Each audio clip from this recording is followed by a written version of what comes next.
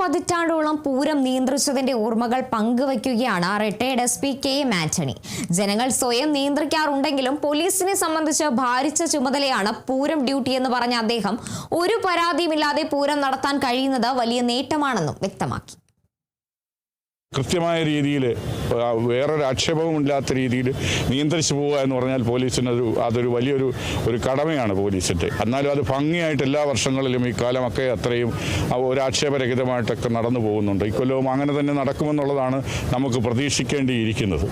താങ്കൾ അതിനപ്പുറം ഒരു പൂരപ്രേമി കൂടിയാണല്ലേ? അല്ലേ, തീർച്ചയായിട്ടും പൂരപ്രേമിയാണ്. കാരണം ഞാൻ പറ്റുന്ന സമയങ്ങളിൽ പൂരത്തിന് വരാറുണ്ട്. വലിയ തിരക്കിൽ ഇല്ലെങ്കിലും കുടമാറ്റം കാണാനായിട്ട് എത്തുന്നുണ്ട്. തെക്കുട്ടുള്ള ഇറക്കവും ആനകളുടെ വരവും ഒക്കെ എന്ന് പറയുന്നത് നമ്മളിലൊരു വളരെ സന്തോഷമുണ്ടാക്കുന്ന, നമുക്ക് പോസിറ്റീവ് എനർജി ക്രിയേറ്റ് ചെയ്യുന്ന ഒരു വലിയ സംഭവമാണത്. കാരണം ഒരു വർഷത്തിലൊരിക്കൽ അത് ഒക്കെ കണ്ടു കഴിഞ്ഞാൽ വീണ്ടും അത് വരുന്നത് വരെ ഒരു പ്രതീക്ഷയോടെ നമുക്ക് പൂരത്തിന് വീണ്ടും കാത്തിരിക്കാം.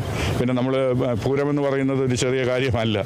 ഞാൻ ഈ പറഞ്ഞതുപോലെ തൃശ്ശൂരിൻ്റെ ഒരു ആളായിട്ട് ഞാൻ പിന്നീട് മാറിയതാണ്. ഞാൻ ഈ നാട്ടുകാരനല്ലെങ്കിൽ പോലും ഒരു 36 വർഷമായിട്ട് തൃശ്ശൂരിൽ തന്നെയാണ് ഉള്ളത്. ആ പൂരവും ഒക്കെ ഞാൻ ഉൾക്കൊണ്ടിരിക്കുകയാണ്.